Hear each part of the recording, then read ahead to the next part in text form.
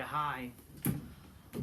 Alrighty, ladies and gentlemen, it is time for your late night Smackdown and AEW Rampage review. It was Kurt Angle's celebration. I will say this, I love that ending. I loved how SmackDown ended, just because of the necessity, not only for nostalgia's sakes, but it was also just, it felt like wrestling. And, it was a nice throwback, and it was something cool. Okay? Definitely a good Kurt Angle celebration, especially since it was like his birthday. Happy birthday to one of the greatest of all time, Kurt Angle. One of my favorites. It's great seeing Kurt Angle, but was it worth watching the entire show? Not really. The entire show was pretty boring. Just really Kurt Angle is just the saving grace. And it's sad. It's really sad because the guy, oh my god, the guy really looks beat up. He looks fucking beat up, and he was struggling to even carry a hose. I feel bad, but he's the highlight. He's definitely the highlight of this show. He's the highlight in general. He's a highlight no matter what. The guy is just awesome. And everything else is shit. Oh, but yeah, Roman Reigns returning to SmackDown next week, so you have to wait for Roman Reigns next week, really? And why is there a return? It's just like he's just going to be on SmackDown. Why do you guys say he's returning? Boy, does the guy have many returns now, because they clearly... Why do you have to wait for a Can you fucking actually have him on the shows? Can you have him on Raw? Can you have him on SmackDown? For God's sake, I know you're making him a part-time champion, which is fucking ridiculous. And obviously it goes against what he said before. But, seriously... He's the double champion. Why you make him the double champion when he's not on both shows? I don't know. I hate to say it. Obviously, I think the titles should be... There should only be one titles, no split shit. But if you're gonna give him... why isn't he on both shows? And, again... who's better to have the champion? Be the champion? Obviously, nobody, really. But, seriously... I don't know, build some people, and also, it's just you kind of have to give him more money, make him on both shows. I don't fucking know. It's not that hard. What I would say, also, is that if only, you had him on both shows, you know how you make both shows interesting? You have, what you did before the brand split when SmackDown was a thing, and heck, even when brand split was kind of a thing, when Undertaker was the champion, he was undisputed champion, and there was, a brand split, he was, basically feuding with two people. And correlated with each other very well. Now it's just fucking whatever, you know what I mean?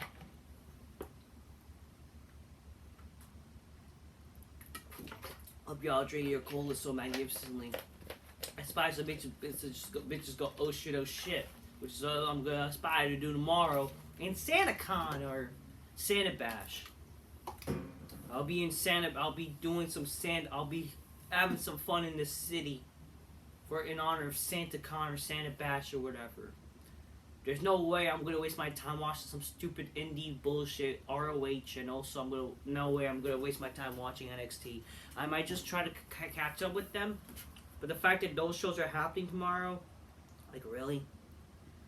Whatever. Anyways. So the show started with, the Usos defeating the Brawling Brutes or whatever. Yeah, they defeated the Brawling Brutes. Well, it was Sheamus and Butch. It was kind of expected, especially when McIntyre. But again, why was this the opener? Obviously, good thing they had a main event, something to look forward to in the end of the show. But I don't know. God forbid they don't build this up or whatever. But it is what it is. We kind of already knew who the fuck was going to win. It's what's the point of this match even happening, especially with McIntyre not being... I don't know, whatever. Backstage, we see Kurt Angle with Gable Steveson. Get it? Because they're both Olympic gold medalists or whatever. I guess they're trying to help Kurt Angle, maybe help Gable Steveson. Maybe that would be something cool, He's helping him, making him his, protege or whatever. Braun Strowman greets Angle, and Angle introduces him to Steveson. Strowman recognized Steveson from the performance and tells him to not take too long there because he could use him up here in SmackDown. Strowman has some friendly words with Steveson, getting these hands, And Steven says when he gets out of Persona Center, Strowman will be the first one he comes to see. As Strowman hugs, I ain't going to wish him a good night. The champ, John Cena is returning on SmackDown, the last SmackDown of the new year, before the new year. I mean, people are gonna be like, "What?" I mean, as much as I would love it to be unpredictable, or at least a surprise or whatever, it helps bring tickets. You don't really need to have a surprise, I guess. Or for God's sake, here's surprises. Why not? I mean, I would love it. Like, imagine him on SmackDown, but like, who's gonna watch? That's the problem now. The reason why they have to announce things, announce surprises or returns, because nobody's watching. People don't like wrestling anymore because it's fucking shit. That's why they have to announce. Which I don't blame them. I really don't. Like, you know what? You're probably better off announcing it now. You know, which is sad, but what can you do? At least the show will be live, and it'll be, 2 days before the new year, so that's kind of cool. And we'll see what happens. Hopefully he'll do something. Oh, he should straight Gunter. I'm not hating on Gunter. I think I do like Gunter more than I did before. And I think that the guy, especially him getting in shape, really helped him. And honestly, having his name be Gunter is kind of better than Walter, in my honest opinion. It just sounds more threatening somewhat. It definitely sounds more European sounding name. Anyone could be Walter. Imagine Walter Nichols. You think Walter, you think of Walter Nichols. Okay, come on here. Anyways, if anything, you'll be threatened now by Drake Bell. Like, whoever thought would be like Drake Bell would be more threatening than Walter, huh? He's threatening to them little kids. Anyways, yeah, but honestly, like, who should face John? Obviously, people saying, like, oh, it should be Austin Theory or Walter. If Cena's gonna face Austin Theory, Cena should just beat him. It should not be fucking, oh, he put him on. No, Austin Theory's a fucking fag. Who could face Cena? I mean, I would love to see him versus Edge at least one time at WrestleMania, especially since apparently Edge is gonna retire soon, which I hope not. I hope at least even one more year. Hell, retire at WrestleMania 40. Then maybe you could do one of his last matches will be seen at WrestleMania. I don't know, but with Edge, I mean, it makes more sense for Edge to maybe face either the Judgment Day, since they haven't ended their feud yet. If they didn't end the feud yet, then you kind of have to end the feud now at WrestleMania, right? And then you could probably have, Edge versus Cena in the future at WrestleMania, not SummerSlam, because every other match is SummerSlam. They never had, like, a one-on-one match at WrestleMania. Even with Orton, wow. Who should face Cena? I mean, logically, like, who is there to face Cena now? Nobody's there that is really cool. Like, what's a cooler match to do? You already did Reigns, you already did, all these... Oh, but she should toss up with the old and young guy. Nah, fuck that. All these jobbers don't... Like, especially people are saying that he should face these young guys and lose to them. Why should he lose to them when they're not guaranteed to be a future star world champion? The only person who probably is logical in a new star that should beat Cena, like or not, is Braun Breaker. Because, like or not, he's going to be a future star in the company. He's going to be a future champion. Not a lot of these guys are going to be future world champions, or they're not ready to be, like, a future world champion yet. If you're going to have some of these guys be future world stars, they have to be guaranteed they'll be future world champions, and then they could maybe, like, beat Cena or whatever. Because, like, look at, like, useless wins against John Cena. Look at fucking Shinsuke Nakamura, for example. Having him beat Cena, it makes no sense. Because it just, like, look where he's now. And it just makes John Cena kind of look weak. I know, because, like, oh, he's Super Cena. It just makes no sense. I'm sorry. Technically, he should be Super Cena. And why are you choosing now to lose to all these fucking guys? Like, seriously. Whatever.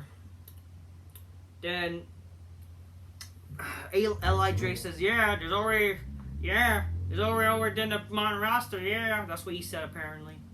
He said, let me talk to you. I like how, you puppets, when you cheer for Bray Wyatt, it's obvious I struck a nerve, and I struck the nerve to him. I bring up how you blindsided it. I was blindsided every week by Wyatt the nights it was him. And I know it was you, Wyatt, backstage footage, blah, blah, blah. Then Uncle Howdy, Uncle Howdy, Vince asked, what are you waiting for? Do it. Don't you rat respect, fear. I don't know, just something about Uncle Howdy. It's whatever.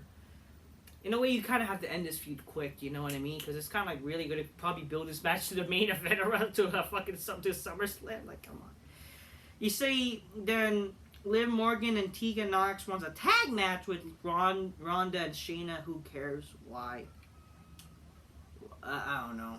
I'm not digging the Tegan Nox hairdo, or I'm not digging, again, who the fuck is Tegan Nox? I don't give a shit. She was in NXT and she got released and just come back, and now she has rainbow hair.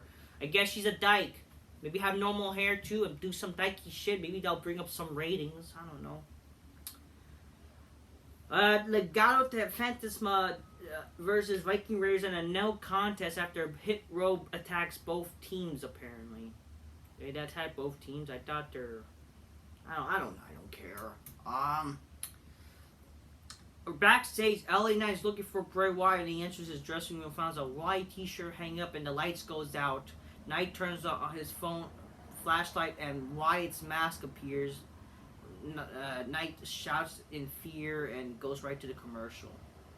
So, I think that's kind of funny, I guess. You know, like, yeah, just something, you know, Uncle Howdy's haunting or whatever.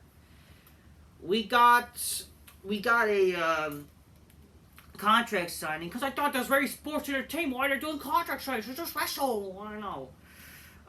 Ricochet Imperium in the ring for a contract signing. Then New Day interrupts. Kofi Kingston knows how these work, and eventually Gunter will get mad, and then Wrestle Imperium will get mad, and they'll attack each other. So see, wow, they're not acknowledging breaking kayfabe or whatever. They're in the know. It's like a no continuity type of thing, you know, like, you know how they reference something that will eventually happen, type of thing. It's like saying, let's say, for God's sake, okay, let's say we mention Spider-Man. I don't know. Oh, he can't shoot webs naturally, but another guy can, and I don't know. Or actually, to make sense, Power Rangers. First time a person gets destroyed, then he grows up. You know, it's that kind of like, we know this is gonna happen. It's that type of shit, really. You know what I mean? Or same thing. Let's say with SpongeBob. Plankton gets a secret formula. You know, Mr. Krabs is gonna get it anyways. You know, he's gonna always try to find a secret formula. Simple as that. It's like that simple shit. Xavier was asked Pierce if he has ever watched wrestling, and then Pierce says, "Oh, that's a good point." So because they mentioned Xavier watch wrestling. Then Gunter says next week he will beat Ricochet again, and do it in the worst way possible. So yeah, they're facing again. Can't they just have like a different stipulation? If they're gonna have another rematch, can you make a different match? Maybe Ricochet, whatever, chooses a stipulation. Make a ladder match or something, since, you know, he's a flippy guy or whatever, and I don't know, something God forbid to make people intrigued of SmackDown. Like, oh wow, a ladder match on SmackDown. Heck, Extreme Rules, something, a different stipulation than our same match. Like, apparently they faced again 2 times and nobody cared. Fuck. Imperium says the difference between Imperium and Ricochet is that those two goofs is that Imperium respects this great sport, and they are professional wrestlers, not performers. See, get it, guys? She said professional wrestlers, not performers. That's real wrestling. That's real wrestlers. Even though technically you got, again, I understand. See, that's a knock on Vince.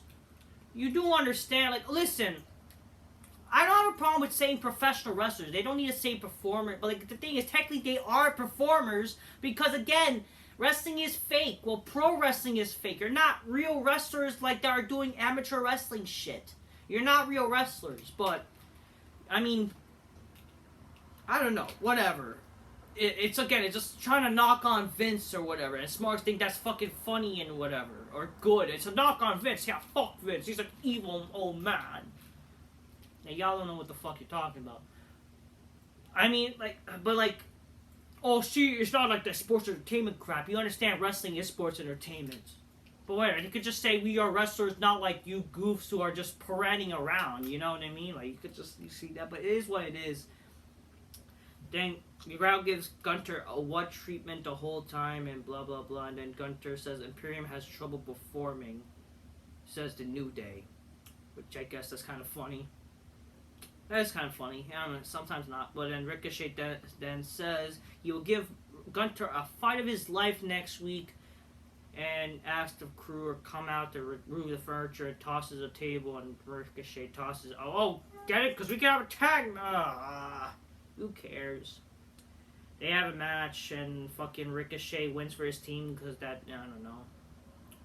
And yeah, Ricochet New Day wins, and that just means Gunter's going to win, which thank God. Because see, that's what, that's typical in the know, that definitely most likely Gunter is going to win, which, good. So they didn't retcon Jason Jordan being Kurt Angle's son. So Jason Jordan was there. He shows up for Kurt Angle's birthday, which I think is kind of funny. I mean, they didn't need to do that, but that's kind of alright. I would have liked if he was there in the main event segment when he was to help Kurt Angle and Gable Steveson with, that main event segment. That would be actually kind of cool. Bring all full circle, whatever. Definitely Darcy with Jason Jordan. I feel sad that he got injured, and ended his career, unfortunately. Jay suggests that Sammy cut up his hair and trims his beard because next week in Chicago is going to be a big night for him. Some people are saying that this is going to be the turn. I may have to do a video. I know I haven't done a video about this or off videos aside from reviews because I just don't have time. But I am the opinion that the bloodline should never break up with Sami Zayn. Because if it's the best thing going, why end it? And honestly, I think, in my opinion, when you're talking about slow burn, I think this is one of those examples where it needs to be slow burn if you have the bloodline ever going to have Sami Zayn no longer part of a team. When you start to maybe have Sami Zayn leave the team, that should be when maybe he wins the Royal Rumble, maybe he wins the world title after, maybe, God forbid, Reigns lose the title, right? And then Ricochet wins the title back from the bloodline, but then Roman wants the title for himself. Simple shit like that. Kind of like a Orton evolution type of thing, or even a Batista evolution type of thing. Okay? I don't think that Sami Zayn should leave the bloodline ever. I think he should be those examples, just like, let's say Owen Hart was in the Foundation. It should be that kind of thing, where he's actually one of those people, aside from the skin color, stay with the team because they like him, whatever. It should be that with Sami Zayn in the bloodline, that he's liked so much, it doesn't matter he's blood or not, he's still part of the team, he's gonna be loyal. Maybe what you could do, he's fight for the bloodline in the Royal Rumble match, he helps fucking Roman maybe retain against Owens if they're doing that fucking match. Heck, maybe he helps Reigns again in the fucking Chamber match, maybe, because I think in fantasy booking, Reigns faces maybe Owens again, because that apparently is rumored to happen again. They have a Hell in a Cell match, and Roman gets helped by Sammy. I don't know. Elimination Chamber match, same thing with Sammy. But then that also leaves, even though it's going to be stupid again, Owens and Sami Zayn at WrestleMania, which I would do, it would be a different stipulation that would give something to maybe see than just a typical wrestling match. Maybe something like no disqualifications or whatever, and then it actually kind of would be an actual match that people would give a shit about with Sami Zayn and Owens. They do that match, and then, but the bloodline kind of still stands tall somewhat. And then you kind of keep building towards the bloodline, Maybe, that's when you have The Rock take the title from him, shit like that. Maybe after WrestleMania, The Rock retrieved the titles, it's just one world champion. Maybe Sami Zayn goes after the fucking titles and under Roman Reigns. Maybe he's gone after WrestleMania, after losing the titles to The Rock. Rock listens to them. They do some sort of tournament type of shit, maybe. I don't know, even though I'm not a fan of tournaments, unless it means something. And actually, I don't know, the story's going on. Maybe it could be Owens and Sami Zayn again one more time, and it's actually Sami Zayn wins. And that would lead to the fucking breakup. I don't know, something. You know what I mean there? Is it really that hard? I don't know, I don't think it's that hard, honestly. And if that way, that's how you make people care about Sami Zayn to be a future world champion. Bray Wyatt's apparently talking to someone backstage again, meaning to the whole, I don't know, the Uncle Howdy shit. we have another back to basics vignette with Lacey Evans. Basically, it's just I don't know, some voice over shit. Oh, she's heading back to basics. Whatever. Liv Morgan, Tegan Knox defeats Ronda and Shayna with the help of Raquel Rodriguez. Whatever. Here's that's the next week, guys. A women's tag title match after 1 week of teaming. Apparently, Tegan and Liv Morgan are a tag team. A triple threat tag team match with Tit Row, Legado del Fantasma, and the Viking Raiders. There's not like, oh, if they win, maybe they'll get a title shot. I don't fucking know. I don't care. And in the main event segment, which I'm happy this kind of happened, Kurt Angle comes out with the big "You Suck" chants or whatever in his hometown. Angle thanks Pittsburgh and for his birthday celebration, and before he can continue, Alpha Academy comes out and says and he's basically still salty about, I don't know, he's angry that he's not invited to Angle's backstage party, and says Angle didn't want to be upstage at his own party by a real American hero, and Gable says that he's just petty and pettiness sucks, and says that what the crowd chants is right, and that how he has no integrity, no intensity, and no more intelligence. If he has a little bit of intelligence, he'll leave. And then they eat cake. Fans just eat the cake, blah, blah, blah. But then Gable says Angle might as well have another broken freaking neck if he doesn't leave. Thank you, he says. And Angle says, Angle says, whatever, if they're going to eat all that cake, you're going to need a lot of milk. Then Gable Steveson comes out with the milk truck with, I don't know, some guy driving. It should have been Jason Jordan. That will bring it all full circle. His son helping him, whatever. And who knows? I don't know if the guy's injured still or not. If the guy wasn't injured, maybe if he recovered, this would could have led to something. Maybe Jason Jordan coming back. Jason Jordan then fused with his supposed old partner. You know what I mean? You could always do something like that. That would all brought full circle. Maybe something an interaction. Maybe something, even Jason Jordan being injured. What you could do, if he's still injured and whatever, you could always do something with Chad Gable. Chad Gable is so angry. Oh, what happened with this? This leads to them taunting Kurt Angle, attacking Jason Jordan, whatever. And the only person who could really help, this could lead to Gable Steveson,